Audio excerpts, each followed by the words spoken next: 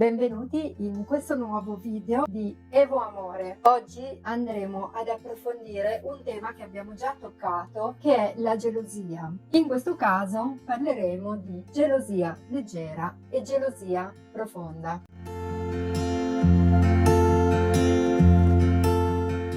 Diciamo che la prima definizione di gelosia, quindi gelosia leggera, è un fatto culturale, è qualcosa che si genera fin dall'infanzia anche a livello educativo e ad un livello istintivo. La gelosia profonda nasce invece quando si genera questo fuoco della passione di cui abbiamo già parlato in altri video. Il fuoco della passione è una forza molto potente e di conseguenza anche la gelosia, quando arriva, non è controllabile.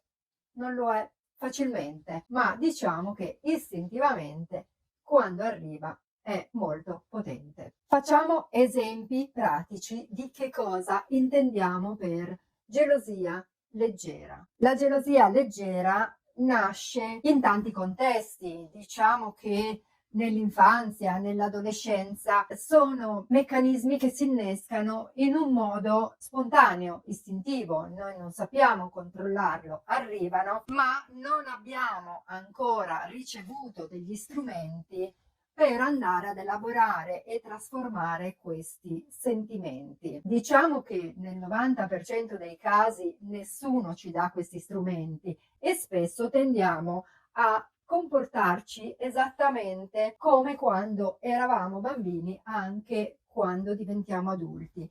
Da una parte è vero che razionalmente cominciamo a capire, a intendere che cosa ci sta succedendo, ma come elaborare queste emozioni e sentimenti nessuno ce lo ha insegnato. I più fortunati forse hanno avuto questa possibilità. Portiamo degli esempi pratici di che cosa significa gelosia leggera. La gelosia leggera possiamo intenderla quando, per esempio, in una famiglia anche amorevole, armonica, nasce un secondo figlio, un fratello, una sorella, che entra ad occupare uno spazio che prima era nostro, era esclusivo. Di conseguenza, in questo caso, non importa se i nostri genitori continuano ad amarci, a portarci tutte le attenzioni possibili, a mantenere quel contenitore familiare, amorevole nei nostri confronti,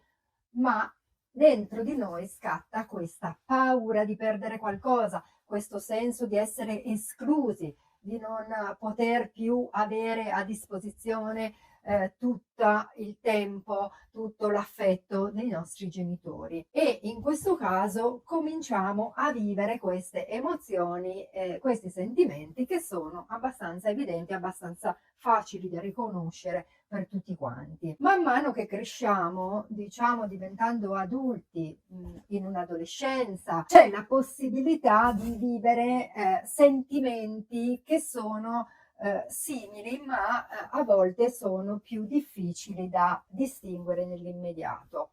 Siamo ancora in una fase di crescita, per cui non possiamo dire che abbiamo già formato tutto il nostro carattere ed elaborato tutte quelle che sono le nostre emozioni e la gestione delle stesse. Di conseguenza ci troviamo ancora in questo coinvolgimento che a volte ci gestiamo un po' da soli, a volte ci vergogniamo di vivere alcuni sentimenti, per cui non ne parliamo nemmeno, ce li portiamo dentro, facciamo finta di niente, oppure ci allontaniamo dalla situazione che ci crea disagio.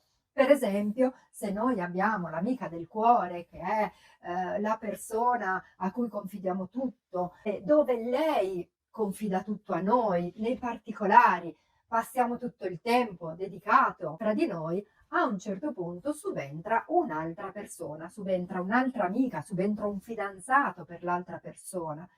E questo spazio non c'è più come spazio esclusivo. Anche qui non è detto che la nostra amica, il nostro amico iniziano ad avere un comportamento diverso o ci escludano realmente, è un qualcosa che viviamo dentro di noi, ma non è semplice gestire questa emozione. Questa gelosia leggera si può elaborare, si può trasformare, si può imparare a gestirla e a guidarla anche da soli. Facciamo i nostri ragionamenti, proviamo a sistemare le cose dentro di noi, a capire del perché si innescano tutte queste idee, tutti questi pensieri, meccanismi, e possiamo andare oltre, quindi riprendere, diciamo, la nostra relazione, lo scambio con la nostra migliore amica, eccetera. Per questo noi dobbiamo lavorare sulla conoscenza del sé, dobbiamo entrare dentro di noi,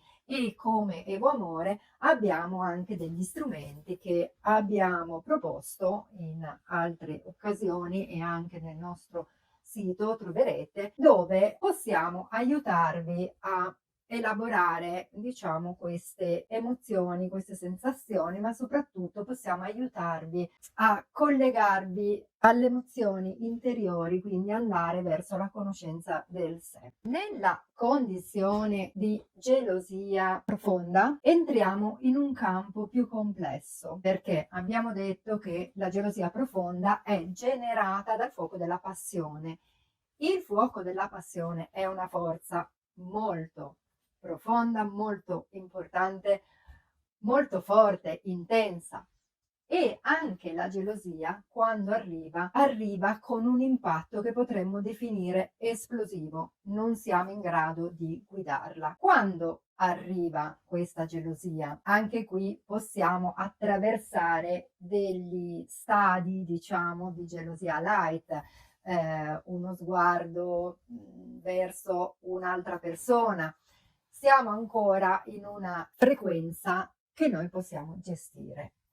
Ma subentrando la sessualità, in questo caso noi non siamo in grado di gestire completamente le emozioni che ci travolgono. Quando subentra la gelosia, dove il nostro partner vive un'esperienza sessuale con un'altra persona, non siamo in grado di gestire nell'immediato quell'emozione. Possiamo dopo cercare di collocarcela, possiamo elaborarla, ma questa cosa ci tocca profondamente, e quello che succede spesso nelle relazioni è o il desiderio di allontanare questo dolore, non lo voglio sentire, quindi questo può portare ad allontanarsi dal partner, allontanarsi dalla situazione che abbiamo visto, oppure diciamo tendiamo a cercare di superarla in molti modi, cerchiamo di gestirla dentro di noi, ma se questa cosa ci arriva in modo devastante,